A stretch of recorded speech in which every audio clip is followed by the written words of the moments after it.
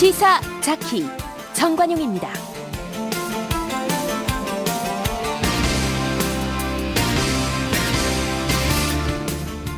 여러분 안녕하십니까? 정관용입니다. 지방선거에 패배한 자유한국당 쇄신 방안, 지금 백가쟁명식 토론들이 이어지고 있죠. 중앙당을 해체하겠다는 김성태 대표 권한대행의 결단에 대해서 오늘 다시 모인 초선 의원들 또 몇몇 중진들 이의를 제기하고 나섰습니다. 의견 수렴 과정이 없었다, 너무 일방적이다, 심지어 권한대행일 뿐인데 오버했다, 이런 반발도 나오는데 과연 김성태 대표 권한대행의 입장은 어떤지 잠시 후 직접 연결해서 그 목소리 들어보겠고요. 제주도에 예멘에서 온 난민 수용, 이걸 반대하는 청와대 국민청원이 순식간에 20만 명을 돌파하면서 뜨거운 이슈로 급부상했죠. 내전을 피해서 예멘에서 제주도까지 오게 된 500여 명의 난민들. 하지만 그들을 혐오의 눈으로 보는 분들도 많은 것 같습니다. 어떻게 해야 할까요? 찬성, 반대, 양쪽의 입장 오늘 2부 시간에 차례로 들어보고요. 어젯밤 경기에서 스웨덴에게 패한 우리 월드컵 국가대표팀, 패인은 무엇인지, 남은 경기 어떻게 치러야 할지 러시아 현지도 연결해 보겠습니다. 잠깐 광고 듣고 시작하죠.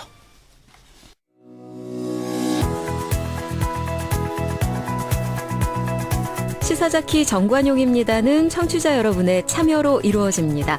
단문 50원, 장문 100원의 정보 이용료가 부과되는 문자 샵 1212로 보내셔도 되고요. CBS 어플리케이션 레인보우로는 무료로 의견 남기실 수 있습니다. 아주 편리하게 방송을 다시 들으실 수도 있는데요. CBS 레인보우를 통해서도 가능하고요. 팟캐스트 그리고 팟빵을 통해서도 언제든 지난 방송 함께 하실 수 있습니다. 자유한국당, 중앙당을 해체하고 외부 비대위원장 영입해서 새롭게 거듭나야 한다. 이러니 김성태 대표 권한대행의 발표에 대해서 당 내부에서 찬반의 이런저런 목소리들이 들립니다. 더더욱 좀 혼란스러운 양상인데 김성태 대표 권한대행 직접 목소리를 들어보겠습니다. 안녕하세요. 예, 안녕하세요. 김성태입니다. 예, 선거에 참패했고 어렵사리 결단하셔서 안을 냈는데 또 이러쿵저러쿵 말이 많고 솔직히 지금 심정이 어떠세요? 힘들지 않다면 거짓말일 것이죠. 저는 지난번 또 9일간 단식 투쟁을 하면서 상했던 몸도 아직 회복되지 않았고 또 지방선거에서 홍 대표가 발이 묶이다 보니까 하루 1000km 넘는 그런 강행군 지원 유세를 하면서 많이 지친 상태죠. 예, 그렇지만은 이번에야말로 국민이 부여하신 그런 마지막 혁신의 기회라고 생각합니다. 더 물러날 곳도 없고 더 미룰 수도 없습니다. 예. 자, 통상의 경우 이 정권을 갖는 비대위원회 구성하고 외부에서 비대위원장을 모신다. 여기까지 이제 금방금방 생각이 나는 안들인데 네. 중앙당 해체라는 카드를 딱 뽑아 드신 이유가 뭡니까? 확실히 짚고 넘어가야 할 것은 당의 해체가 아니라 중앙당의 해체입니다. 당의 구조를 아예 선진국형으로 바꿔서 중앙당의 조직과 기능을 효율화시키겠다는 거예요. 예. 흔히 말하는 이 보수 정치 권력이 대한민국 헌정 70년 중에 50년 이상을 집권해왔지 않습니까? 예. 세계 10위권의 경제 대국으로 대한민국의 위성을 높이는 데서 우리 당도 많은 영향을 발휘했죠. 네. 하지만 이 중앙당의 권력이 집중되고 모든 의사결정이 중앙당에서 이루어지는 이 구조가 제왕적인 이 당 권력을 만들었고, 예. 그러다 보니까 당의 애형도 방만해지고 비대해진 측면이 큰 것이죠. 그래서 이 비대해진 중앙당 조직을 슬림화하고 핵심 기능을 이제 국회 안으로 이제 끌고 들어와서 원내 중심 정당, 즉 정책 중심 정당으로 새롭게 재탄생시키겠다는 게 그게 제 의식입니다. 예. 그런데 심재철 의원 같은 경우에 자유한국당이 원내 중심 정당이 못 되고 비대한 중앙당 때문에 선거에서 졌냐, 이건 좀 엉뚱한 처방이다, 이렇게 말씀하셨어요. 어떻게 보세요?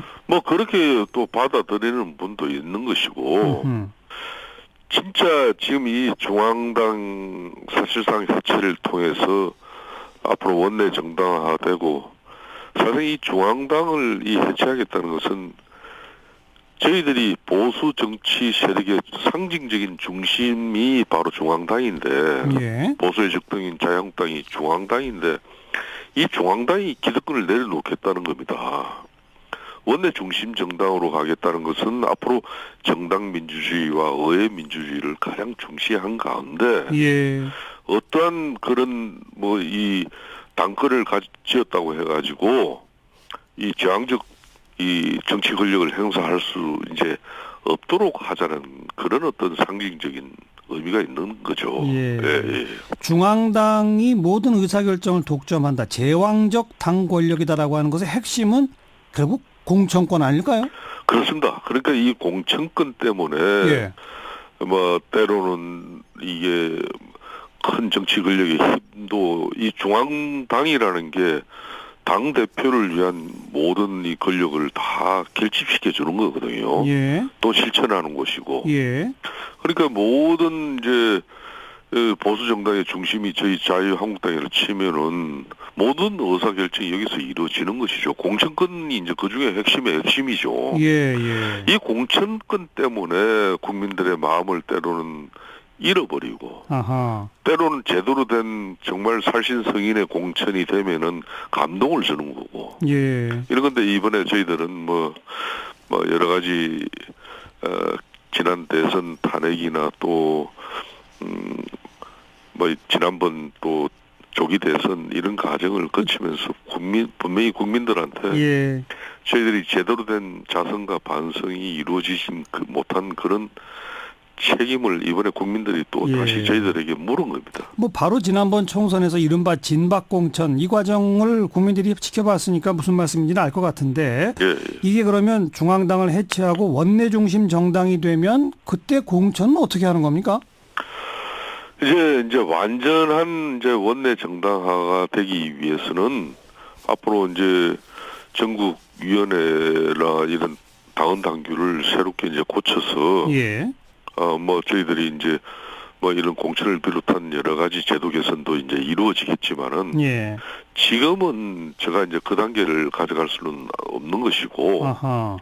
지금 이제 상징적으로 중앙당의 모든 게 결집돼 있는 이 상황을 우선 그거부터 없애겠다. 예, 그걸 이제 알겠습니다. 뭐 결집된 걸 이제 국회로 가져와서 예. 이제 정책적인 기능으로 재편하겠다는 거죠. 그리고 그때 공천을 어떤 시스템으로 할지는 다시 또 더 논의해야 한다. 그렇습니다. 미국식 완전 오픈 프라이머리로 네네. 갈 것인지 예. 뭐 이런 여러 가지 논의 요건이 있는 거죠. 자, 그런데 또 이제 한성교 의원 같은 경우에 이게 그 대표 권한 대행으로서 너무 오버했다. 이 비대위 구성까지를 책임지는 건 좋은데 비대위에서 논의해서 결정해야 할 사안까지 미리 결정해 버린 거 아니냐? 중앙당 해체라고 하는 걸. 이거는 좀 그 어떤 의미로 보면 구성될 비대위한테 일종의 가이드라인 준 거 아니냐는 식의 비판은 어떻게 보세요? 이거 가지고 지금 이제 앞으로 구성될 핵심 비대위가 뭐 중앙당 이런 해체 슬리마 정도를 가지고 핵심 비대위가 한다 그러면은 비대위 구성할 필요가 없겠죠. 아하. 이거는 당 대표나 당 권한 대행이 쉽게 말하면 중앙당 구조조정하는 겁니다. 예. 중앙당 체제를 바꿔내는 거예요. 예. 뭐 이런 걸 가지고 지금 우리가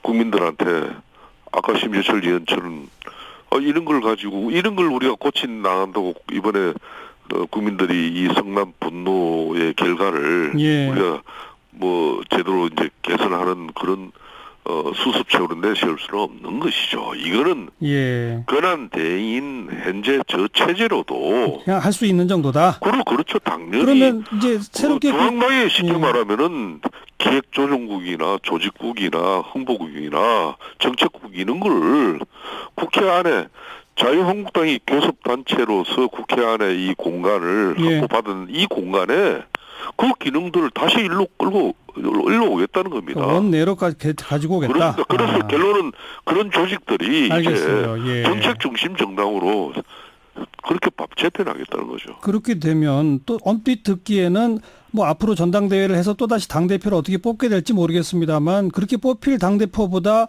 현재 원내대표이신 김성태 원내대표의 권한이 훨씬 막강해지는 걸 노린 거 아니냐 이런 비판도 있을 수 있어요. 자, 저는 사심 없습니다. 앞으로 우리 자유한국당이 이번 선거 결과대로 국민들의 그 분노에 저희들이 제대로 자성하고 또 반성하고 핵심해서 당이 일신된 모습으로 국민의 신뢰와 지지를 회복할 수 있는 길이라면은 저 자신 어떠한 사심이나 어떠한 앞으로 뭐 당에 연연하지 않겠습니다. 저는 저 자신이 이 중동건설 노동자 출신으로 수도권에서 제가 이렇게 할 만큼 하고 알겠습니다. 원내대표, 당대표 되기까지 한 사람이 무슨 욕심으로 제가 이 와중에 저는 그런 오해 가지고 싶지 않습니다. 그럼 혁신 비대위가 구성되면 원내대표직도 내려놓으실 건가요? 당대표 권한은 핵심 비대위에서 이제 모든 게 이루어질 수 있도록 하겠습니다. 저는 원내대표로서 원구성과 또 원내 중심으로서 제가 저 맡은 바 소임을 마치겠습니다. 혁신 비대위의 제1의 그럼 사명이랄까 임무는 뭐가 되는 겁니까? 아무래도 저희들이 뭐 지금까지 위기가 올 때마다 또 핵심 비대위라고 이렇게 출범을 시키고 논의는 했지만은 이게 거물을 치도 제대로 된 고기가 이렇게 빠져나가지 않고 이렇게 잡혀야 되는데 이 거물 코가 커가지고 숭숭숭 그냥 거물을 쳐도 고기가 다 빠져나가 버리죠. 그렇기 때문에 지금까지 우리 비대위가 한 번도 성공할 수 없었지 않습니까? 그렇게 하고 또 뭐 전당대회로 바로 이렇게 넘어가서 당대표 뽑고 이렇게 활동이 마감되는 건데 지금 이번 사항은 이제 마지막 이제 사망 선고를 받고 기회를 국민들이 우리들에게 줬는데 이 핵심 비대위를 정말 어설프게 신용만 내고 끝난다면은 자유한국당은 이제 다음 총선에서 완전히 해체될 수도 있다는 그런 절체절명의 위기감을 가지고 핵심 비대위를 하겠다는 겁니다. 그러니까 그 핵심 비대위가 그물코를 촘촘하게 쳐서 걸릴 사람은 걸러야 되는 게 첫 번째다 이건가요? 그렇습니다. 그래서 아무래도 이제 우리 역대 비대위가 꾸려지기 전에 우리는 특히 이 의원들 전체가 핵심 비대위에서 어떤 결정을 내놓더라도 그걸 다 수용하고 어느 의원 누구도 성역 없이 다 그 결과에 따라서 알겠습니다. 다 이렇게 자기의 모든 것이 이렇게 이루어지도록 이렇게 되는데 그렇지 못했어요. 대래 핵심 비대위를 뭐 고소 고발하고 싸우고 이래버리가 핵심 비대위가 유야무야 돼버렸거든요. 그러니까 지금 그 말씀은 혁신 비대위의 제1의 임무는 인적 쇄신이다 이렇게 해석해도 되나요? 뭐 그렇게 해도 저는 가안이 아니고 인적 쇄신과 청산 이런 부분이 핵심적인 내용 아니겠습니까? 알겠습니다. 그걸 내적인 사람이 한다면은 알겠습니다. 또 묵은 개파 갈등이나 이런 게 다 나오기 때문에 그 인적 쇄신과 청산을 위한 기준을 그물코를 촘촘하게 만들어서 왕창 걸러내겠다 이 말씀이시로군요. 그건 제가 어떤 가이드라인이나 기준 없이 앞으로 정말 우리 전체 113명의 의원들을 수술대 위에 다 올라갈 거니까 집도할 의사께서 알겠습니다. 뭐 살릴 사람 살리고 또 도대체 수술을 함에도 살리지 못하는 사람은 살리지 못한 대로 그분이 판단하는 것이지. 그 의사분이 누굽니까? 칼자루 쥘 분이. 그걸 이제 과거에는 흔히 말하는 권한 대행인 지금 뭐 저 같은 사람이 이렇게 비대위원장을 또 고민해서 모셔오면 그분을 중심으로 비대위를 꾸렸는데 뭐 그러기보다는 이번에는 핵심 비대위원회 구성준비위원회를 아예 조직을 둬가지고 구성준비위 제대로 된 핵심 비대위원장을 모시자. 알겠습니다. 집도할 이 명의를. 근데 그 아무래도 구성준비위원회는 당내 의원들이 중심이 되겠죠 일단은. 뭐 의원들뿐만 아니라 당내의 인사들로 해가지고 다양하게 이 핵심 비대위원장을 좋습니다. 맡을 분을 저희들이 엄선하겠습니다. 여기까지 말씀 듣죠. 고맙습니다. 감사합니다. 자유한국당 김성태 대표 권한대행이었습니다. 윤태곤의 뉴스 사이다. 윤태곤 실장 어서 오세요. 안녕하세요. 김정은 위원장 또 중국 갔네요. 오늘부터 내일 2박 2일입니다. 이 흥미로운 요소가 많아요. 김 위원장이 지난 3월 말에 중국 갔습니다. 4월 27일에는 문 대통령하고 1차 남북정상회담 판문점 선언 발표했죠. 5월 초에 2차 남북정상회담 정상회담 했지 않습니까? 그렇죠. 6월 초에 2차 북중회담이 있었어요. 예. 그리고 6월 12일에는 도널드 트럼프 대통령 북미 정상회담 가졌어요. 횟수로 따지면은 석 달간 한국하고 2번, 중국하고 3번, 미국하고 1번, 6번 정상회담 소화하게 되는 겁니다. 예. 2차 남북회담 기점으로 하면은 25일 사이에 3번 하는 거예요. 네. 뭐 여느 나라 정상 못지않아요. 아니 제일 많네요 지금. 그럼요. 이게 다자간 회담도 아니고 모두가 단독 정상회담입니다. 처음이죠 이런 일이. 예, 이른바 예. 서방 세계 지도자들 기준으로 봐도 드문 사례예요. 예. 내용도 내용이지만은 북한 최고 지도자가 이렇게 다른 나라 정상을 가서 만나는 거 그러니까요. 처음이죠. 게다가 보통 중국 가더라도 중국을 떠난 다음에 보도가 됐는데 맞습니다. 이번에는 달라요. 그러니까 이게 비행기가 도착한 게 9시 30분쯤이에요. 네. 10시 14분에 중국 관영신화통신이 김정은 북한 노동당 위원장이 19일에서 20일까지 중국을 방문한다 영문 기사를 내보냈어요. 그렇죠. 통상 이제 국제적으로는 사전 공지를 하죠. 온다고 미리 공지하는데 그렇죠. 그건 아니었지만 그까지는 못 갔지만은 옛날에는 이게 뻔히 다 아는데 들어간 다음에 북한으로 돌아간 다음에 공개했거든요. 예. 그 북한이 이제 특수한 나라에서 점점 보편적인 보통의 나라 쪽으로 가고 있고 그거는 이제 김정은 위원장 본인이 그렇게 움직이고 있다는 거죠. 네. 그러니까 그동안에는 무슨 뭐 경호상의 문제, 안전상의 문제 그리고 등등으로 뭐 우리 옛날 그런 보도도 있습니다. 뭐 김일성, 김정일, 김정은 이런 사람이 못 나가는 게 쿠데타 이렇게 가면 못 글쎄요. 나간다 뭐 이런 뭐, 보도도 하고 그랬지 않습니까? 그런데 내가 지금 평양을 비웠다라고 하는 걸 이미 다 공개적으로. 그럼요. 지난번 북미 정상회담 때도 마찬가지지만 이번에는 중국 가면서도 또 그랬다. 그렇죠. 네. 아무튼 상당한 파격이고 형식적인 뭐 그런 부분은 있는데 네. 자, 왜 간 겁니까 또? 자, 며칠 안 됐는데. 일단 북미 정상회담 때 중국이 많이 서포트를 했지 않습니까? 비행기도 이제 대여해주고 그렇죠. 거기에 예. 대해서 이 사의를 표명할 것이고 앞으로 이제 본격적인 이 협상 과정에 대한 대응에 대한 의견 교환하지 않겠나. 네. 자, 지난 북미 정상회담에서 공유된 것이 3가지입니다. 제가 전에도 말씀드렸지만은 비핵화, 체제 보장, 그리고 이것이 원샷이 아니라 과정이다. 프로세스다. 예, 이 3가지지 않습니까? 그리고 지금 보면은 북미 정상회담이 성사된 지 일주일 만에 을지 프리덤 가디언 연습, 이제 큰 한미 연합 군사 훈련인데 중단됐잖아요. 그렇죠. 그럼 그 이후에 이제 어떻게 되느냐? 예. 그러면 이제 북한은 또 뭘 할 거냐죠. 예. 그리고 포인트 하나를 더 보자면은 제재 완화 문제가 있을 거예요. 이게 더 중요하지 네. 않을까 싶어요. 자, 뉴욕 타임스는 미국은 북한의 완전한 비핵화가 이루어지기 전까지는 대북 제재를 유지해야 한다는 입장인데 중국은 북미 정상회담 그 자체만으로 의지를 보여줬으니까 네. 제재를 완화해야 된다 주장하고 있다 이렇게 보도를 했는데 그렇죠. 북한이 자기 입으로 말하는 것보다 뭐 중국, 러시아 이런 데서 말해주면은 훨씬 좋죠. 편해지겠죠. 예. 근데 이건 조금 민감한 문제일 겁니다. 미국이나 우리 입장에서는 또 이게 보수 쪽에서는 아니 우리가 먼저 너무 행동하는 거 아니냐. 그러니까요. 이런 지적이 있으니까 뭔가 또 명분을 북한이 내놓을 필요가 있다는 거죠. 명분이 아니라 이제 내용을 내놔야죠. 그렇죠. 을지 프리덤 가디언 훈련 중단에 맞대응할 뭔가를 내놔야죠. 자, 보십시오. 풍계리 폭파 해제. 예. 그다음 을지 프리덤 가디언. 이게 행동 대 행동이란 말은 안 하지만 실제로는 그렇게 되고 있어요. 이미 진행되고 예, 있죠. 그럼 제재 완화가 되려면 뭔가가 또 있어야 되겠죠. 맞아요. 거기에 대해 가지고 이제 북미 간 고위급 채널이 바로 또 가동되거든요. 네. 그 직전에 이제 중국과 그런 문제에 대해서 포괄적으로 논의하지 않을까 싶습니다. 다음에 내놓을 북한의 카드. 그렇죠. 중국은 또 지원해주고. 알겠습니다. 그것을. 네. 고맙습니다. 감사합니다. 윤태권 실장이었어요.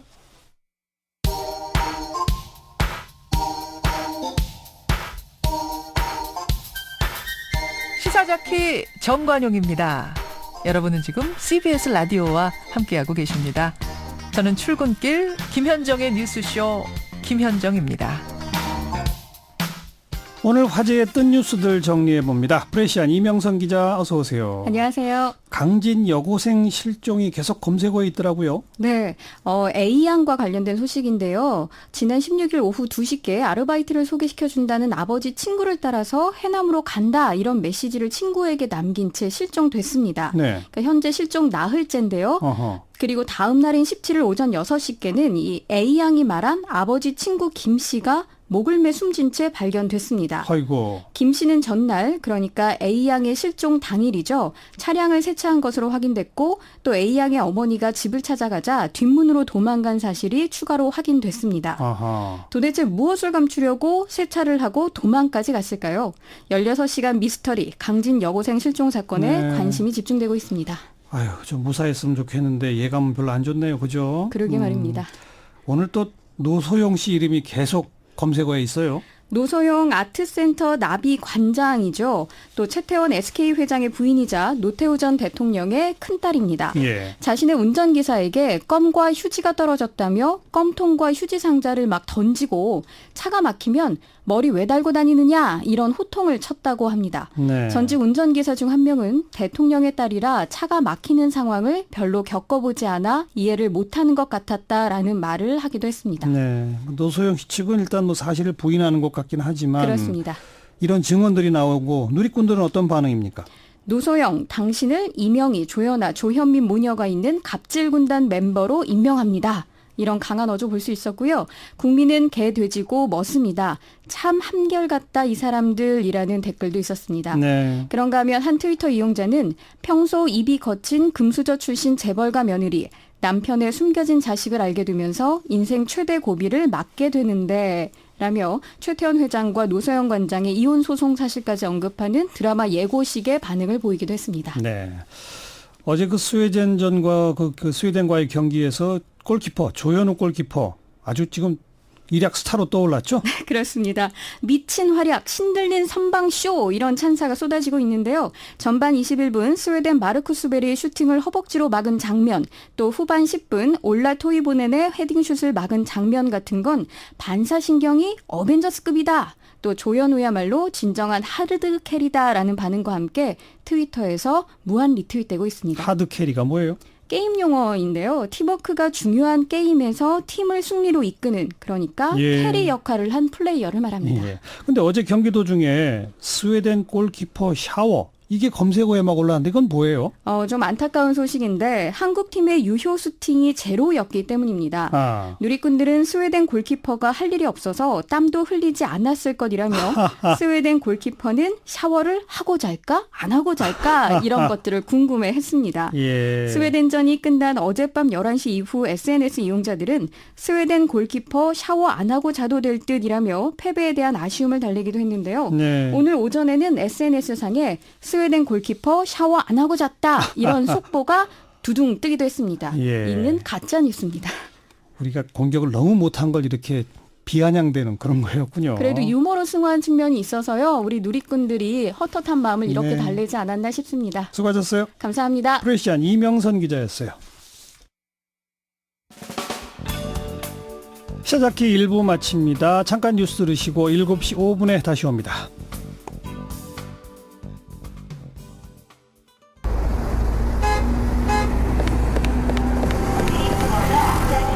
퇴근길에 만나는 알찬 뉴스 정보, 한림국제대학원대학교 정관용 교수가 진행하는 시사자키 정관용입니다. 내전을 피해서 자국을 떠난 예멘 난민들 제주도로 몰리고 있죠. 벌써 올해만 500명이 넘는 예멘인들이 제주에 들어와서 난민 신청을 했는데, 자, 이를 두고 이거 난민 신청 불허해야 한다. 뭐 청와대 국민청원까지 있었고 벌써 20만 명을 넘겼습니다. 하지만 인도적 차원에서 우리가 대폭 수용해야 한다. 이런 찬반 논란이 거세죠. 여러분은 어떻게 생각하십니까? 또 마침 내일이 세계 난민의 날이고 해서 오늘 양쪽 주장을 차례로 들어보도록 하겠습니다. 먼저 제주도 예멘 그 난민 수용 반대하시는 제주 난민대책 도민연대 최수일 자문위원을 연결합니다. 최수일 위원님 안녕하세요. 예, 반갑습니다. 최수일입니다. 네. 예멘 난민을 반대하시는 겁니까? 모든 난민을 반대하시는 겁니까? 예, 모든 난민을 반대한 게 아니고요. 예. 우리가 이제 합법적이며 좀 순수한 난민들은 받아야 되는 그런 입장이고, 예. 그러나 이제 제주도에 이제 집단적으로 몰려오는 그 예멘의 난민의 경우에 아하. 모든 그 사정과 정황을 볼 때에 순수한 난민성의 어떤 난민이 아니고 예. 다른 어떤 의도와 목적을 가진 그런 무리들이기 때문에 예. 그것을 빨리 이렇게 법을 개정해서 그런 것을 막아야 된다 이런 취지입니다. 네. 금년 들어서만 벌써 500명 넘게 왔으니까 집단적으로 오시는 거는 맞는데 순수하지 못하다? 어떤 의도와 목적이 있다는 건 무슨 말이죠? 예, 예멘이라는 나라는 문화적으로나 종교적으로나 또 지리적으로 볼 때 먼 나라 아닙니까? 네네. 그리고 이제 이번에 난민이라 할 때에 상당히 그 상황이 긴박하고 굉장히 어렵고 해서 다 최단거리에 가까운 곳에서 난민을 신청하는 게 주로 이제 상례인데 예. 거기에서 여기까지 올 때에 비행기표를 구입해서 말레이시아로 경유해서 들어오고 또 들어온 사람들이 대부분이 볼 때 20대 그 남성들이었습니다. 예. 이제 노동력들이죠. 노동인력들이지요. 아하. 그래서 이제 봐서 이 난민 심사하는 과정에서 거의 6개월 내지 1년 걸리는데 네. 심사 과정에서 난민 수용 율이 굉장히 낮습니다. 예, 예. 그들이 합법적인 난민자라면 왜 우리 정부가 일부러 고의적으로 받아들이지 아니하고 떨어뜨리고 없지 않습니까? 예. 그런데 볼 때 조사해 보니까 이게 순수한 난민성이 아니고 네. 취업을 위한 어떤 우리 제도의 난민법이나 무사증 입국 그 관광 제도를 아하. 악용하는 그런 것이다. 이래서 이제 많이 이제 다 이제 수용을 안 하고 거의 아주 뭐 소수만 이제 받아들이는 그런 입장이지요. 그러니까 예멘 바로 인근 국가로 간 것도 아니고 일부러 비용도 많이 드는데 말레이 거쳐 제주까지 20대 젊은 남성들이 온 것은 취업 목적으로 왔다. 이렇게 딱 보시는 거군요. 예, 그렇게 본 것이 틀리지 아니한 것이 어허. 심사 과정에서 그들이 난민으로 수용되는 확률이 거의 뭐 5% 미만입니다. 네. 예, 정부에서 그게 고의적으로 이렇게 예, 탈락시킨 건 아니지 않습니까? 그런데 그것이 다 드러났다는 겁니다, 이제. 뭐 최수일 위원께서 그 정황상 이런 의심이 간다는 말씀은 충분히 이해가 됩니다만 정부에서 난민 인정하는 비율 자체가 우리 난민 인정 비율이 전체를 다 합해도 예멘 난민뿐이 아니라 다 합해도 5%가 안 됩니다. 때문에 그건 좀 근거가 아니신 것 같고.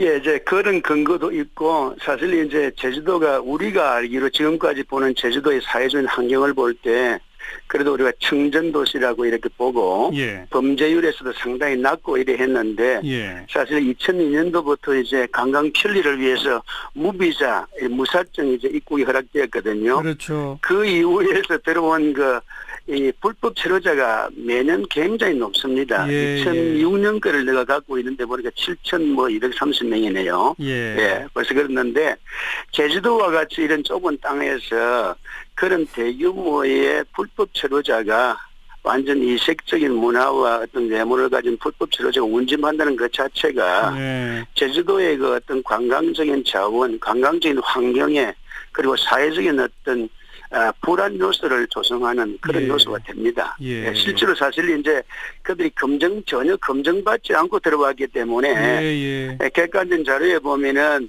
외국인들의 불법 체류자들의 범죄에 연루되는 확률이 좀 높습니다. 일반 사람보다도. 예. 그런 통계도 나와 있고요. 자, 그런데 이제 관광을 활성화하기 위해서 무사증, 무비자 제도를 하는 거 아니겠습니까? 예. 그래서 근데 이게 좀 악용될 수도 있다는 우려이신데 그럼 아예 무사증 제도 자체를 철폐하는 게 옳을까요? 그건 어떻게 생각하세요? 저희들도 그렇게는 보지 않습니다. 예, 특별히 이제 예멘 사람들이 작년부터 한 6개월 이내에 뭐 이렇게 대규모로 몰려오는 것을 볼 때 예. 우리 시민들도 이상하게 생각하고 그런 이제 불법 취업적인 그런 요소가 많고 네. 또 이제 외국 불법 취업자들이나 불법 체류자들 가운데서 범죄에 연루가 된 사람들이 많고 예. 또 이제 신분이 검증이 안 됐기 때문에 범죄에 연루됐다 할지라도 추적이 매우 어려운 그런 형편입니다. 예. 그런 형편이 있어서 실질적으로 제주도 이제 시민들은 도민들은 그쪽에서 그걸 목격하니까 또 피부로 강하게 또 느끼게 되는 것인데 그래서 무사증 제도를 아예 없애다는 그런 말은 아니고요. 그래서 이제 적절하게 규제가 필요하다. 예, 심각함을 깨닫고 나서 6월 1일부로 예멘도 무사적 입국 금지구에 포함을 안 시켰습니까? 법무부가 그렇게 했죠. 예, 법무부가 했죠. 예, 전문적인 그런 재검토와 예. 개정이 필요하다 이런 취지입니다. 예, 그러니까 상황에 따라서 적절하게 이번 같은 경우 예멘은 이제 불허 대상 이런 식으로 딱딱 포함시키는 그 정도의 제도 운영이면 된다 이 말씀이거든요. 예, 그런 전면적인 검토와 알겠습니다. 예. 예, 이제 보면은 이제 법무부에서 어떤 출입국 관리자들의 보면 통계에 보면은 네. 국내 외국인들이 들어와서 국가별로 볼 때 특별히 어떤 범법 행위에 연루된 어떤 율 같은 게 좀 나와 있습니다. 예. 보면 이제 특별히 또 이제 국제사회에서도 특별히 특정 국가에 대해서는 좀 더 위험하다 이렇게 보는 그런 국가가 있고요. 예. 제가 뭐 이 방송상으로 바로 이제 검증을 할 수 없습니다만은 예. 그런 국가들을 좀 더 심사 깊이 재검토해서 예. 포함시켜야 될 걸로 봅니다. 자, 그래서 그러니까 이 지금 500명 넘게 금년 들어서만 해도 난민 신청된 사람들 신청 받아주면 안 된다. 그리고 뭐 강제 출국시켜라 이건가요? 요구사항은 어떤 겁니까? 강제 이미 들어와서 대한민국의 법의 절차를 따라서 난민 신청을 했고 어쨌든 간에 대한민국의 난민법에 의해서 접수가 된 것 아닙니까? 그렇죠. 접수가 된 걸 갖다가 당장 출국시키라 이거는 아니지요. 예. 그거는 아니고 일단 이렇게 우리 법에 의해서 접수가 되었으니까 예. 그 접수해서 심사하는 과정이 지금은 너무 좀 오래입니다. 깁니다. 아하. 1년 정도 되거든요. 이걸 좀 빨리 해서. 예, 그거 있을 동안에 또 생활비도 보조해줘야 되고 모든 것을 네. 지원해줘야 되고 그들이 또 직장을 구해가 취업하고 이렇게 수사당국이나 경찰 치안에 어떤 추적이 불가능한 그런 상태에 들어가기도 하니까 예. 그걸 좀 빨리 줄여서 예. 해서 조치 결정을 내려서 예. 해당이 안 된 사람은 또 출국을 시켜야 되고 예. 되는 사람 받아들이고 그렇게 해야지요. 알겠습니다. 여기까지 말씀드릴게요. 예. 제주 난민대책 도민연대 최수일 자문위원이었고, 자, 인도적 차원에서 우리가 폭넓게 받아서 품에 안아야 한다 이런 주장, 국제난민지원센터 피난처의 이호택 대표를 연결합니다. 이호택 대표님 안녕하세요. 네, 안녕하세요. 이호택입니다. 네. 지금 방금 그 반대하신 분들 목소리 들어보셨는데 그 네. 예멘 근처 국가도 아니고 이 먼 한국에까지 비싼 비행기 표를 들여서 말레이를 거쳐 제주까지 주로 20대 남성들이 집단적으로 오는 건 보면 이건 취업 목적 아니냐라고 의심이 된다. 이 말씀 어떻게 생각하세요? 네, 500명의 예멘 사람들이 한꺼번에 이렇게 한 달 사이에 왔기 때문에 네. 우리 국민들, 특히 제주도 도민들의 입장에서는 굉장히 낯설고 충격적인 일일 수 있는데요. 예. 전 세계에는 이와 같은 난민들이 6,560만 명이 있습니다. 그리고 난민이 발생하면 원칙적으로는 가까운 나라로, 이웃 나라로 가죠. 네. 그러나 시간이 좀 지나면 또 멀리까지 이렇게 퍼져나가게 되죠. 그래서 지금 이분들이 온 바로 직전 나라는 이제 말레이시아인데 말레이시아에도 전 세계에서 이렇게 온 한 70만의 난민들이 있습니다. 어이고. 우리나라에는 지금까지 난민이라고 주장하면서 난민 보호를 요청한 사람들이 1994년부터 올해 4월까지 3만 8천 명 정도가 있어요. 그래서 우리나라에 온 사람들은 지금 예멘 사람이 500명이 우리한테는 지금 많은데 전 세계 난민에 비하면 아주 적은 숫자죠. 그러네요. 그러니까 한국을 의도적으로 노리고 왔다기보다도 퍼지다 보면 이렇게 올 수도 있다. 이 말씀이네요. 그렇죠. 예. 그래서 이분들은 정말 취업을 목적으로 절박하게 순수한 이유로 피해서 온 게 아니라 취업 목적으로 왔다. 이런 주장은 어떻게 생각하세요?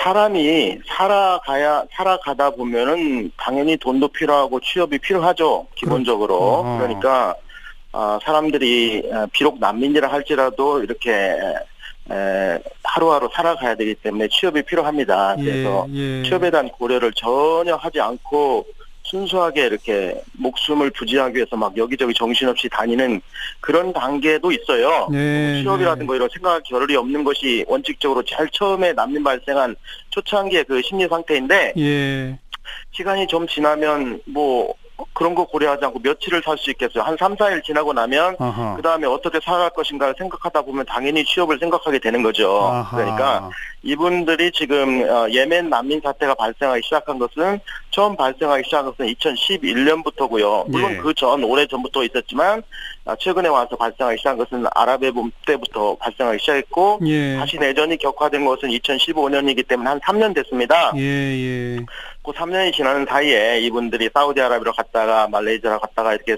전 세계를 떠도는 거죠. 근데 이것은 꼭 취업을 목적으로 이렇게 여기저기를 의도적으로 다녔다기보다는 떠돌고 있고 어디 곳에 정착할 곳이 없어서 지금 유리하고 있는 그런 난민의 전형적인 모습이죠.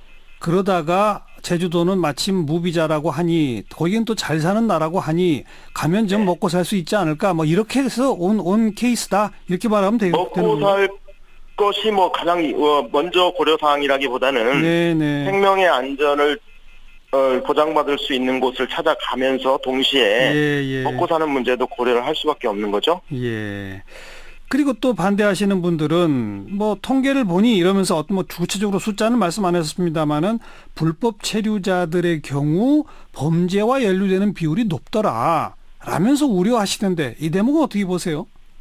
네, 아까 그 처음에 질문하실 때 그럼 난민 전체를 반대하는 거냐라고 네. 말씀하셨을 때 난민을 반대하는 것은 아니다. 진짜 난민들은 이제 보호를 해야 된다 이렇게 말씀해 주셔서 감사한데요. 예. 사실은 우리 국민들이 대부분 진짜 난민들은 보호를 해야 된다 이런 마음을 가지고 계시다고 봅니다. 저는. 예. 그런데 이제 문제는 난민 제도를 틈타서 뭐 이렇게 사람들이 꼭 보호할 필요가 없는 보호받지 않아도 되는 사람들이 오는 거 아니냐. 예. 그다음에 취업 목적으로 오는 게 아니냐. 또는 그렇죠. 뭐 난민들은 불법 체류자가 아니냐. 뭐 이런 것들을 걱정하시는 것 같은데. 그리고 또 범죄 이렇게. 예. 네, 난민들은 물론 어떤 사람이 진짜 난민이고 어떤 사람이 좀 그런 난민 제도를 남용하는 사람들이냐라고 하는 것을 구별하는 거 쉽지 않겠지만 그것 구별하기 위해서 우리 난민 심사 제도가 있는 거고요. 예. 실제로 이제 진정한 난민들은 그리고 난민 심사를 요청하는 사람들은 전부 다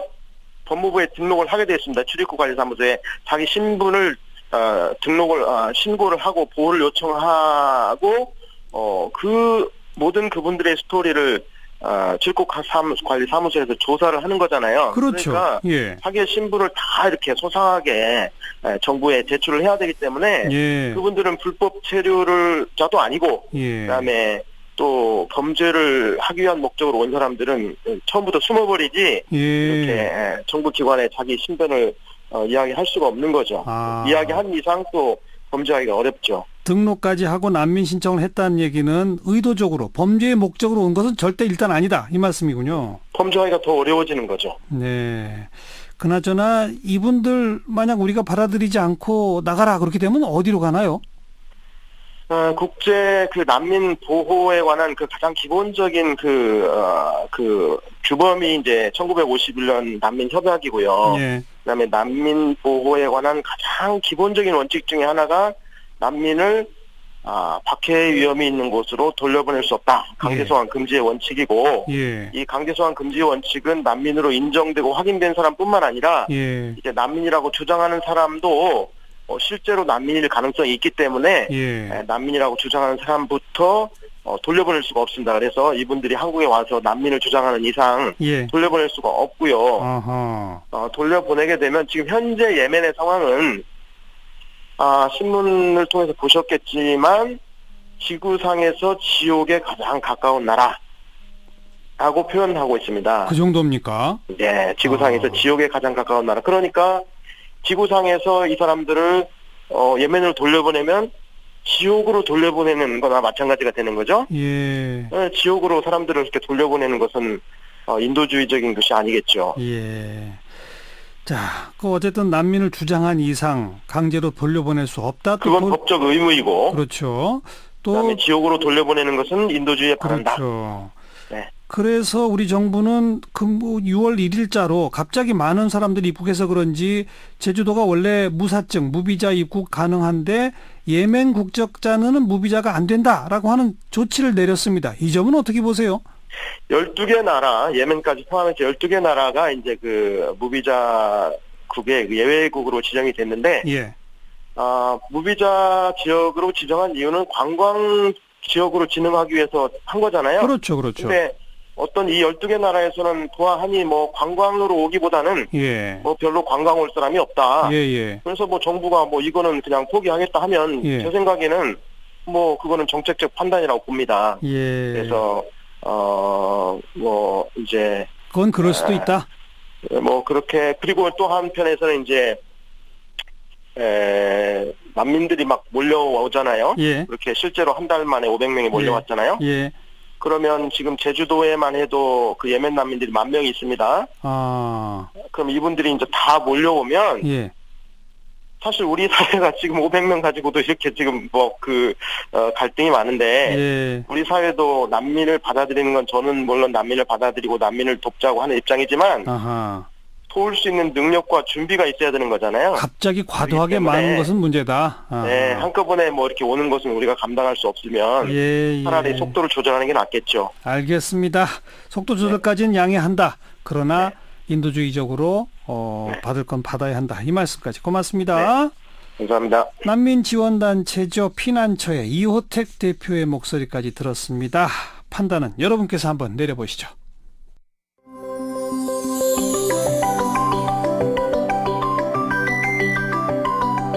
지금 여러분께서는 한림국제대학원 대학교 정관용 교수가 진행하는 시사자키 정관용입니다를 듣고 계십니다. 월드컵 축구 어제 우리가 스웨덴한테 1-0으로 졌죠. 게다가 남은 두 팀 멕시코, 독일 모두 강팀이어서 참 더더욱 어렵습니다. 자, 러시아 현지에서 취재하고 있는 중앙일보 송지훈 기자 연결해 봅니다. 송지훈 기자 안녕하세요. 네, 안녕하세요. 네, 어제 경기 끝나고 우리 대표팀 선수들의 분위기 어떻든가요?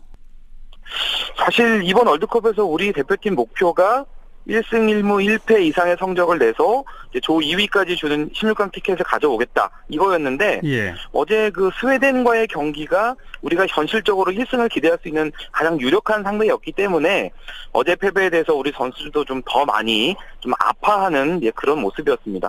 제가 경기 끝나고 나서 선수들 만나서 소감을 좀 들어봤는데요. 예. 우리가 기대했던 것보다 경기력이 좀 더 살아나지 않았고 또 결과도 실망스러웠던 건 맞지만 아직 두 경기가 남아 있으니까 정신적으로 그리고 체력적으로 빨리 회복하고 집중해 보겠다라는 그런 이야기를 공통적으로 했습니다. 그 유효 슈팅이 제로였잖아요. 공격이 너무 잘 안 되던데 어제 그렇게 패한 원인을 선수들은 주로 뭐라고들 얘기하던가요? 경기가 이제 끝났으니까 이제 결과론으로 놓고 얘기를 해보면요. 사실 우리나라의 전술도 또 선수 구성도 스웨덴 선수들이 우리보다 체격 조건이 뛰어나다라는 그 점을 대비하려는 목적이 강했는데 예. 스웨덴이 체격이나 힘에서 우리보다 앞서는 건 물론 맞지만요. 그런 상대의 특징을 우리가 좀 지나치게 의식을 하다 보니까 우리가 가진 장점을 제대로 발휘하지 못한 게 아닌가라는 게 선수들의 공통된 분석이었습니다. 대표적으로 어제 최전방에 우리가 이제 196cm 장신 공격수 김신욱 선수를 세워놓고 상대의 높이에 대응을 했었는데 아무래도 김신욱 선수는 이제 체격이 좋지만 많이 움직인다거나 발이 빠르거나 이런 타입은 아니기 때문에 그렇죠. 우리가 이제 역습 찬스를 잡았을 때 손흥민 선수나 황희찬 선수가 이제 빠르게 치고 들어갈 때 그런 타이밍을 좀 맞춰서 같이 들어가주지 못했거든요. 이런 점들이 우리 공격이 좀 효과적으로 이루어지지 못하는 그런 원인이 됐습니다. 네. 그리고 이 스웨덴의 감독조차도 한국 선수 가운데는 골키퍼 조현우 선수를 언급했어요. 가장 인상적인 선수였다.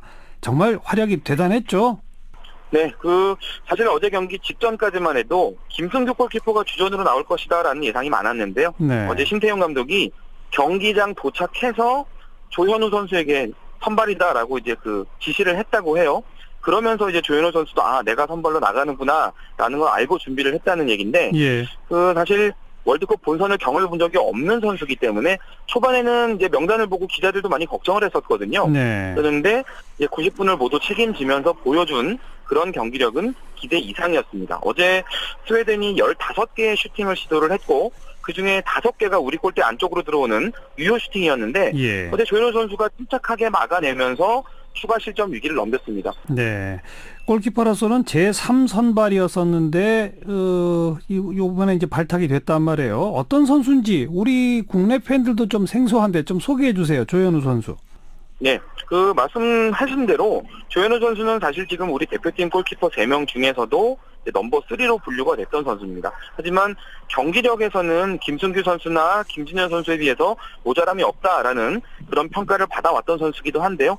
어제 스웨덴전 앞두고 신태용 감독이 조현우 선수를 이렇게 깜짝 발탁한 그 이유에 대해서 조현우 선수가 순발력이 좋고 또 점프력이 뛰어나기 때문에 스웨덴의 공중 공격에 잘 대처할 수 있을 것이라는 그런 기대를 했다 이렇게 얘기를 했거든요. 하지만 어제 공중볼 처리뿐만 아니라 스웨덴 선수들이 낮게 깔아차는 그런 슈팅들도 모두 막아내면서 기대했던 것 이상의 한 120점 정도 줄 수 있는 그런 활약을 했는데요. 어제 참 페널티킥만 막아냈다면 저는 개인적으로 200점도 줄 수 있다고 생각했는데 예. 그거 하나가 오게 띄었습니다.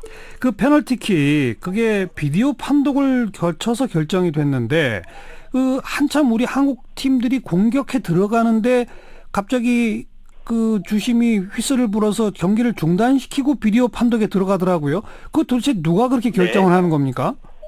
그 비디오 판독 시스템이 월드컵에 도입된 게 이번이 처음인데요. 네. 그 주심과 부심 2명 외에 그 비디오 분석실에 비디오 부심 2명이 따로 앉아서 그 경기장 그 그라운드 주변에 이제 세워놓은 한 30대 정도 되는 카메라 화면을 들여다보다가 이제 심판 판정이 적절한지를 체크해서 만약에 문제가 있었다고 생각이 되면 경기를 멈추게 하고 비디오 판독을 정밀하게 해서 이제 결과를 이야기를 해줍니다. 예. 근데 이게 비디오 판독이 아무 때나 그냥 막 할 수 있는 건 아니고요.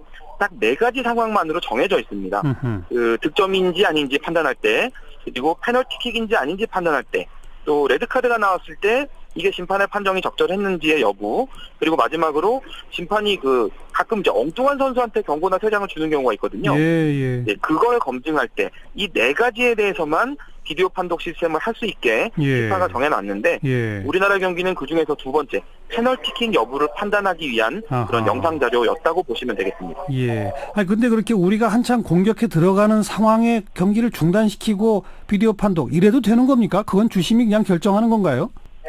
사실 그 부분을 우리 선수들도 좀 많이 아쉬워했었는데요. 그러니까요. 그 우리 선수들이 이제 공격을 해나가는 상황이었기 때문에 분위기가 좋았는데 그거를 이제 비디오 부심들이 경기를 중단시키는 바람에 예, 우리의 흐름이 끊겼거든요. 그렇죠. 사실 우리 선수들 그 시점에 상당히 몰아붙이고 좀 득점을 할 수 있는 좋은 분위기였는데 네. 오히려 우리가 그 타이밍에 이제 실점을 하게 되면서 경기 분위기가 완전히 뒤집어지게 됐고요. 예. 그런 점에서 어제 우리 선수들 입장에서는 좀 페널티킥을 준 거 못지않게 그 페널티킥 판정이 내려지는 시점 자체도 그렇죠. 많이 아쉬움이 남았습니다. 네.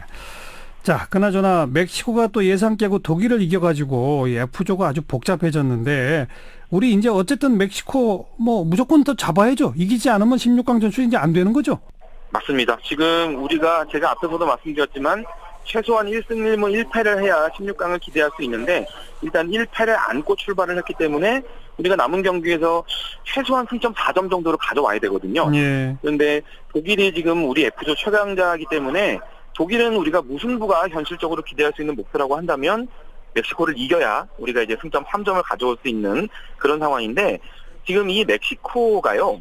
우리나라보다 모든 면에서 비슷하면서 조금씩 다 뛰어난 그런 나라라고 보시면 되겠습니다. 예. 체격은 우리랑 비슷한데 뭐 스피드나 압박이나 체력, 골 결정력, 기술, 수비 조직력 이런 것들이 다 우리보다 한 걸음씩 앞서 있는 이런 상대거든요. 네. 우리가 이런 팀을 상대할 때 뭐 정면 승부를 하게 되면 불리할 수밖에 없겠고요. 일단은 수비 위주로 좀 차분하게 진행을 하면서 먼저 실점하지 않게 안정적으로 흐름을 운영을 해야 되겠고 예. 상대가 이제 공격적으로 나올 확률이 높기 때문에 그런 상대의 뒷공간을 노리는 빠른 역습 전략을 만들어야 될 것 같습니다. 그리고 여기서 이제 한 가지를 제가 덧붙인다면 멕시코 선수들은 아주 열정이 뛰어난 선수들인데 종종 그게 넘쳐서 좀 과도하게 흥분하는 이런 성향이 있습니다. 아하. 우리 선수들이 좀 의도적으로 그리고 영리하게 상대를 좀 자극할 필요도 있어 보입니다. 예. 아무튼 어제 이 화끈한 슈팅 제대로 보질 못했으니까 멕시코전에서는 지금 화끈한 슈팅 좀 많이 날렸으면 좋겠습니다. 네, 오늘 고맙습니다. 네, 감사합니다. 러시아 현지에 있는 중앙일보 송지훈 기자, 지금 이 공항에서 인터뷰 중이라 약간 소음이 좀 들렸죠? 여러분께 양해 말씀드리겠습니다.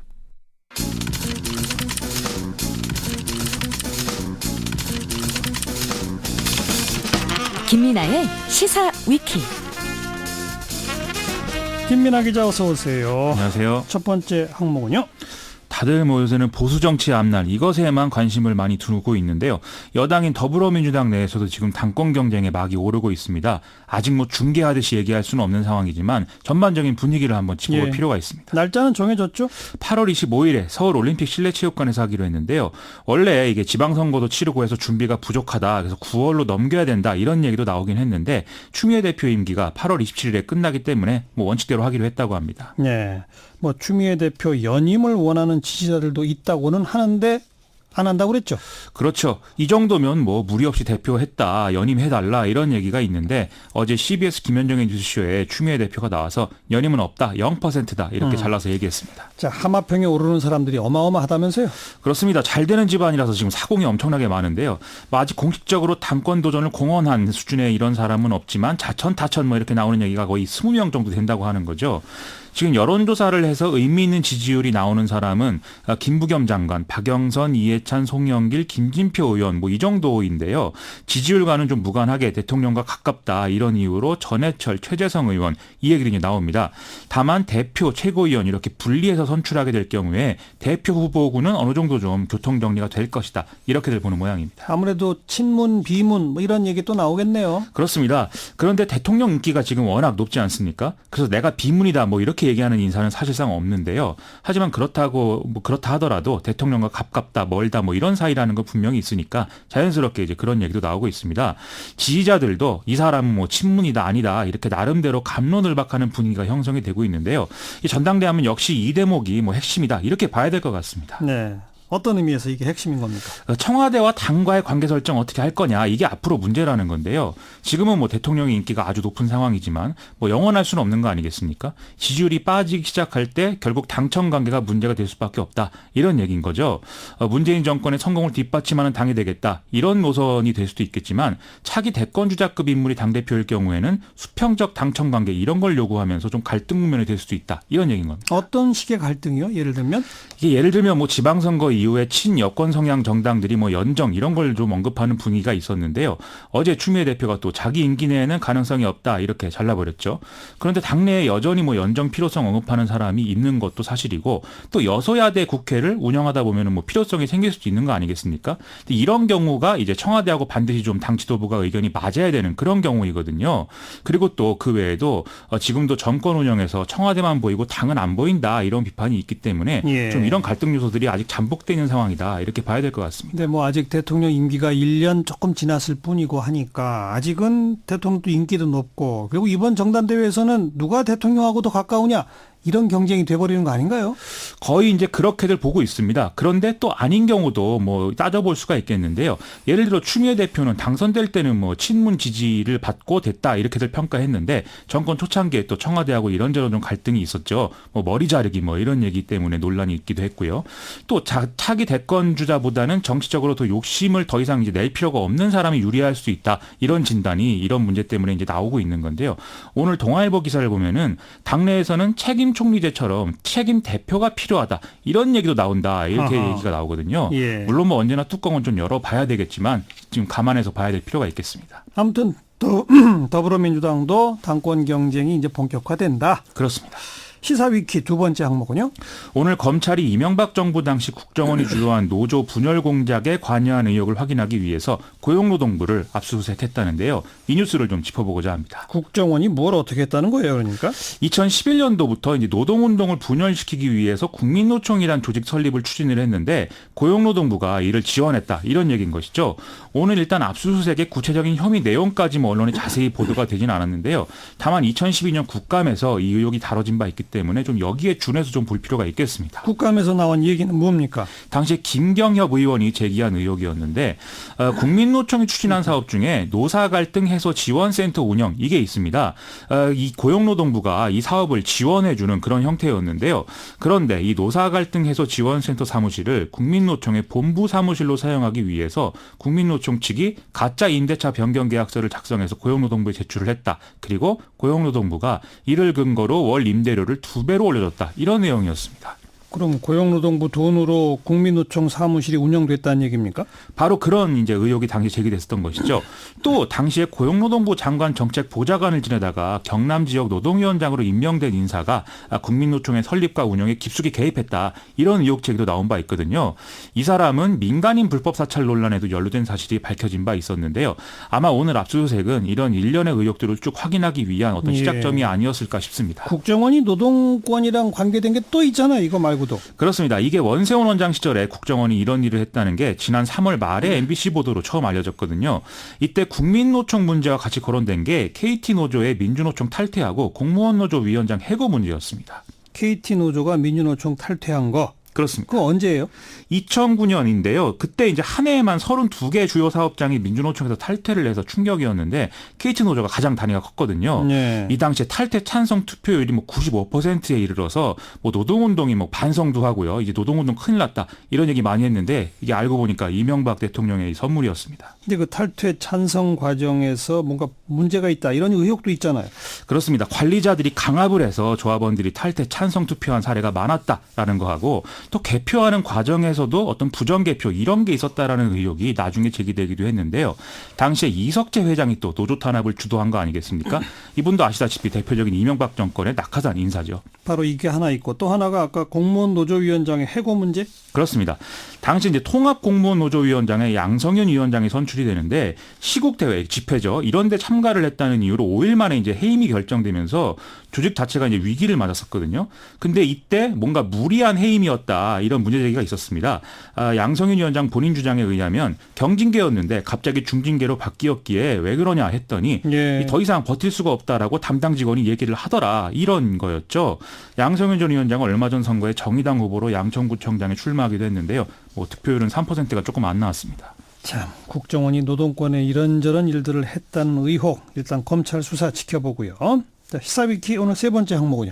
삼성 SDS 소액주주들이 김상조 공정거래위원장의 해임을 요구하고 있다고 하는데 이걸 좀 짚어보겠습니다. 왜 갑자기 해임을 요구해요? 김상조 공정거래위원장이 지방선거 다음 날인 지난 14일에 취임 1주년 간담회를 가졌는데요. 거기서 대기업의 일감 몰아주기 문제를 해결해라 이렇게 요구를 했습니다. 비핵심 계열사의 지분을 팔지 않으면은 공정위의 조사와 제재 대상이 된다 뭐 이런 얘기였는데요. 이때 비핵심 계열사로 언급된 게 SI, 물류, 부동산 관리, 광고 이제 등이었다는 것이죠. SI가 뭐예요? 시스템 통합의 줄임말인데요. SI를 다루는 계열사가 보통 전산 시스템 관련 일체 업무를 다 맡고 있는 그런 상황이거든요. 아하. 그래서 계열사 일감 몰아주기가 아주 좋은 이제 사례고 그 대표적인 게 삼성 SDS죠. 네. 또 삼성 SDS는 이재용 부회장이 또 9% 넘는 지분을 갖고 있는 상황인데요. 지난번에 삼성증권 사태에서도 이 전산 시스템 얘기 나오지 않았습니까? 그때도 삼성 SDS와의 내부 거래 논란이 제기된 바가 있죠. 그러니까 김상조 위원장의 말대로 하면 이재용 부회장이 삼성 SDS 지분을 팔아야 된다. 그런 걸 우려하다 보니 주가가 떨어졌다 이 말이군요. 그렇습니다. 바로 이제 그래서 해당 발언의 법적 근거와 기준을 따져 부르면서 공정거래위의 소액주주들이 공문까지 보내는 그런 상황이었습니다. 김상조 위원장 뭐 입장 밝힌 게 있습니까? 오늘 세미나 기조 강연을 하면서 우회적으로 얘기를 했는데요. 자기가 얘기한 거는 비상장 계열사의 지분을 팔라는 거였다. 지금 어느 상장회사 주가가 폭락해서 어려움을 겪는 분들이 있는데 오해다. 이렇게 얘기를 한 거거든요. 이 발언으로 수습이 될지는 모르겠는데 앞으로 좀 공정위가 추진하는 경제민주화에 있어서는 생각지 못한 장애물이 나타날 수 있다. 이 점을 예고한 사태다. 이렇게 볼 수가 있겠습니다. 생각지 못한 장애물이라면 또 어떤 거요? 이 경제민주화라는 게 대기업 총수 일가의 과도한 영향력을 축소하고 이제 시장 원리를 회복하는 이런 거 아니겠습니까? 예. 근데 오히려 이 때문에 소액주주들이 피해를 보고 반발하는 이런 사례가 또 일어날 수도 있다. 이런 건데요. 김상조 위원장 본인도 소액주주 운동 출신인데 좀 난감할 수 있을 것 같습니다. 그래서 경제민주화를 좀 제대로 하기 위해서는 지금 공정거래위가 전담하는 듯한 이런 모양새는 좀 넘어서 범정부적인 어떤 그 과제로 추진할 필요가 있지 않나 그런 생각을 좀 해봤습니다. 네, 수고하셨어요. 고맙습니다. 김민아 기자였습니다.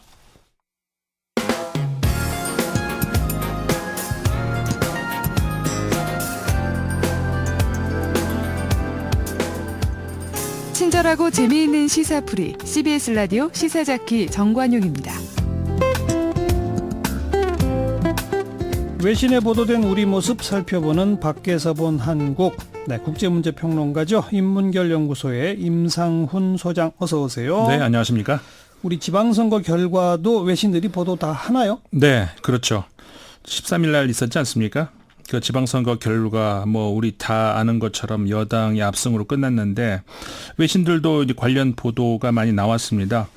그 중에서 이제 영국의 이코노미스트지의 보도를 한번 꼽아봤는데 예. 다 비슷비슷합니다만은 일단 이 매체의 경우에는 이번 선거가 문재인 대통령에게 집권 1년에 대한 중간 평가로 인식됐다 이렇게 얘기를 하면서 전국 17개 시도지사 자리 중에서 3곳을 제외하고 모두 여당이 석권했다 이렇게 보도를 했습니다. 예. 이 주간지는 이번 투표 결과가 특히 놀라운 것에 대해서 문재인 대통령에 대한 한국 국민들의 지지가 한국 정치에 깊이 자리 잡은 지역 감정을 극복할 정도로 높음을 시사한다는 데 있다. 이렇게 평가를 했고요. 예.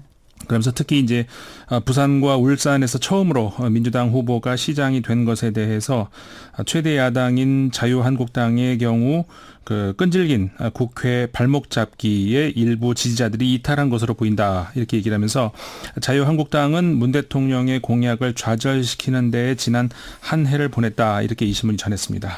정말로 끈질긴 국회 발목 잡기, 대통령 공약 좌절시키기 이런 표현들을 썼어요? 예, 물론 번역이니까 이제 그렇게 이제 원문을 제가 그대로 한번 전해드리면은 unrelenting parliamentary obstruction 이렇게 돼 있거든요. 그러니까는 국회에서 야당의 무조건적 방해 이제 이렇게 해석이 될 수가 있겠죠. 그래서 이제 그 방해가 지지자들의 등을 돌리게 했다 이제 이렇게 되어 있고, 그리고 이제 또 그 다음 문장은 이런 겁니다. It has spent the past year torpedoing Mr. Moon's plans 이렇게 되어 있거든요. 네. 그러니까 이제 말하자면은 문 대통령의 계획, 방침 이런 것들을 공격하는 일로 지난 한 해를 보냈다 이렇게 해석이 될 수가 있겠죠. 예. 그래서 이 주간지는 결국 이번 한국에서 있었던 지방선거에서 그 여당의 압도적인 승리는 한국의 지역 감정을 넘어설 만큼의 문재인 대통령에 대한 지지 그리고 또 하나가 야당의 발목 잡기에 대한 심판 이렇게 두 가지 때문이다 이렇게 평가를 하고 있습니다. 두 가지가 사실 동전의 양면이라고도 볼 수 있죠. 그렇죠. 예. 그러면서 이 시사지는 그 야당의 무조건적인 반대의 예로 문재인 대통령의 화해 정책을 야당이 공산주의자로 몰아세운 것, 네. 그리고 대통령의 권한을 축소시키겠다는 입법안을 개헌안이죠, 이건 개헌안. 그렇죠, 네. 개헌안 이거를 야당이 좌초시킨 것 이런 것들을 예로 들고 있습니다. 네. 게다가 이제 투표일이 또 그 북미 정상회담 하루 뒤였다는 점도 야당에게는 불리한 상황이었다 이렇게 얘기를 하면서 그렇죠. 문재인 대통령은 그 북한과 미국 양측의 회담을 성사시키는 데 적지 않은 역할을 했고 이 같은 외교적 접근은 결과적으로 한반도의 대결 분위기를 일소하는 데 성공을 했다. 그래서 이제 대부분의 한국인들은 이런 문재인 대통령의 외교적인 접근에 대해서 안도의 한숨을 쉬게 됐다. 이렇게 이코노미스트가 전했습니다. 예. 그러면서 문 대통령의 진보적 과제 수행에 힘이 실리게 됐는데 재벌 기업에 대한 견제, 부패 척결, 보건, 연금 그리고 근로 조건 개선을 통한 더 공평한 사회를 만들려는 대통령의 국민들의 지지를 보내주는 것이다. 이렇게 이코노미스트가 이번 지방선거의 민심을 평가를 했습니다. 영국의 이코노미스트. 네.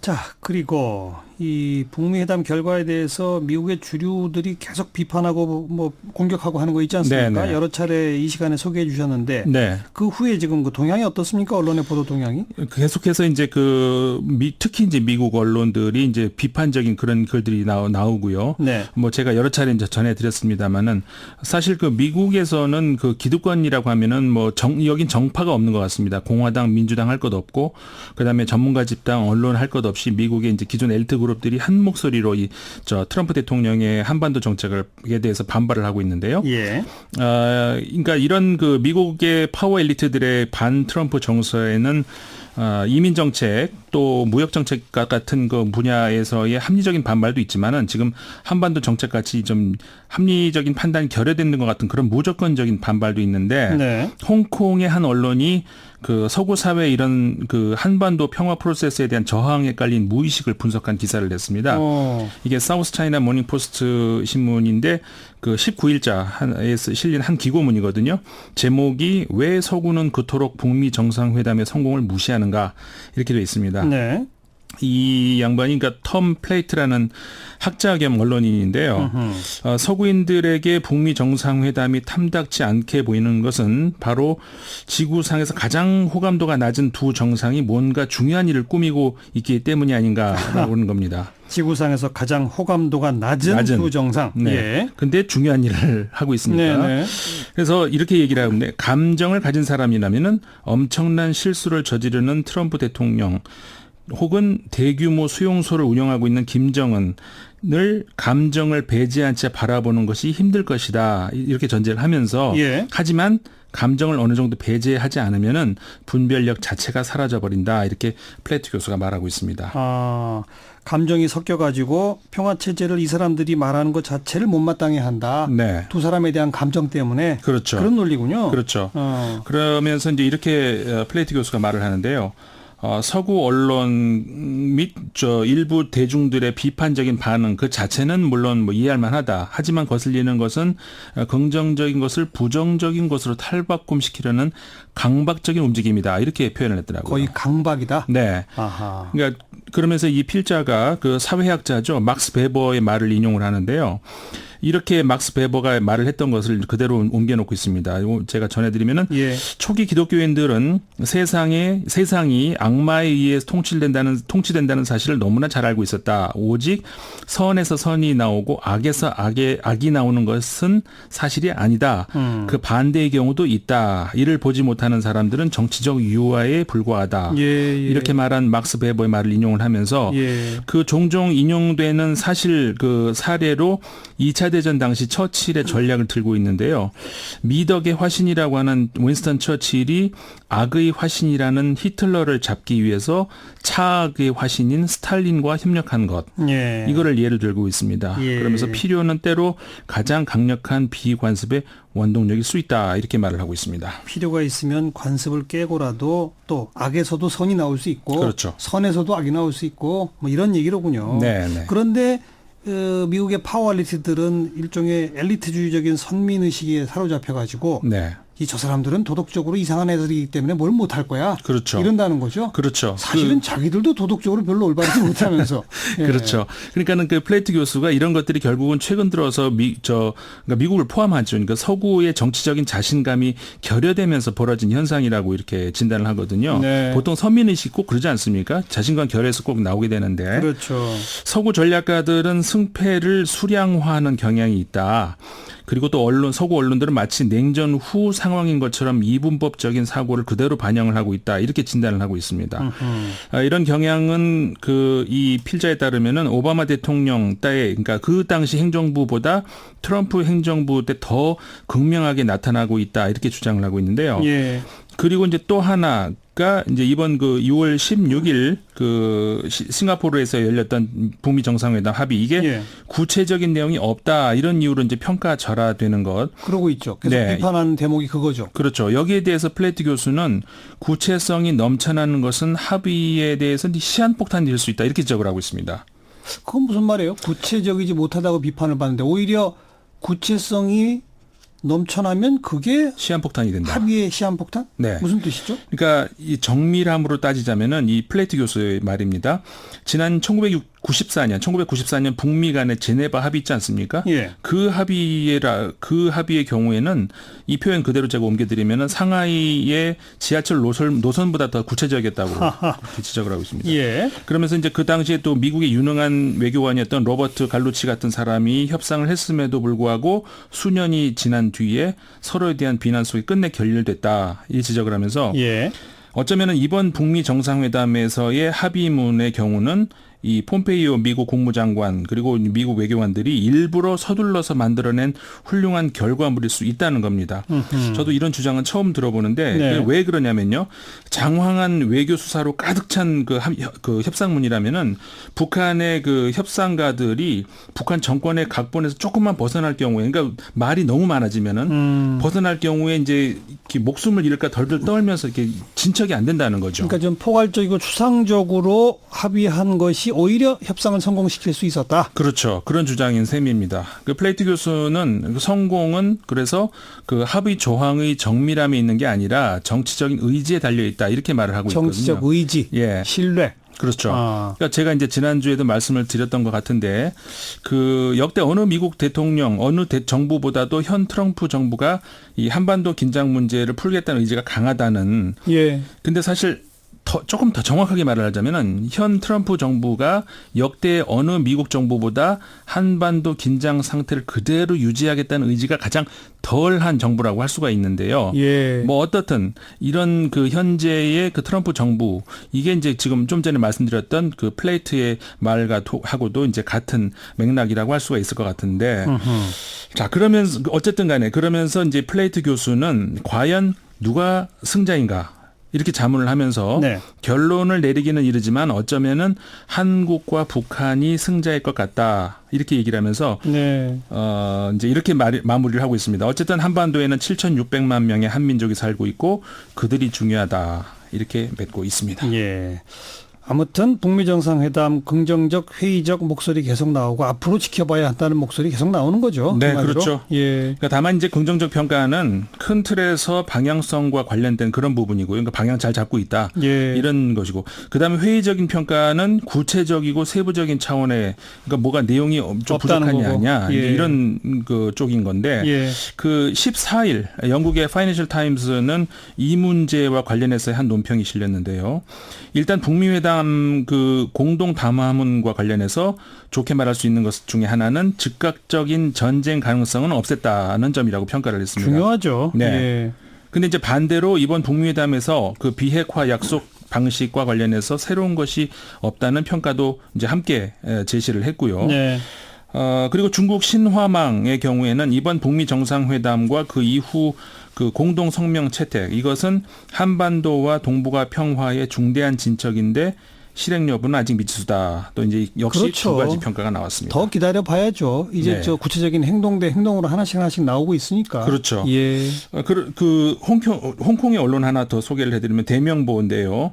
이번 북미 정상회담에 대해서 이걸 얼음 깨기다 이렇게 이제 평가를 했습니다.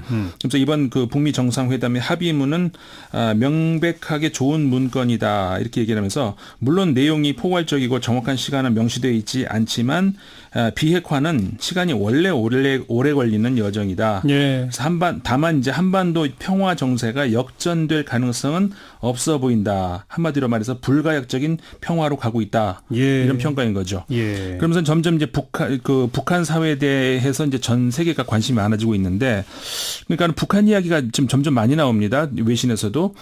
15일자 블룸버그 통신 하나 소개를 해드리면요. 네. 앞으로 이제 북한이 개방되고 있고 어떻게든 경제활동 차원에서 우리하고 밀접한 관계를 맺게 되는데 북한 안에도 우리가 생각하는 이상으로 어떤 자본주의 경제의 모습들이 많이 들어가 있다고 합니다. 그런 보도들이 네. 요즘 우리 다큐멘터리로도 많이 나옵니다. 네. 북한 내부도 좀 많이 알아야죠, 우리가. 그렇죠. 수고하셨습니다. 네, 감사합니다. 국제문제평론가 임상훈 씨였습니다. 시사자키 오늘 여기까지입니다. 내일 다시 뵙죠. 안녕히 계십시오.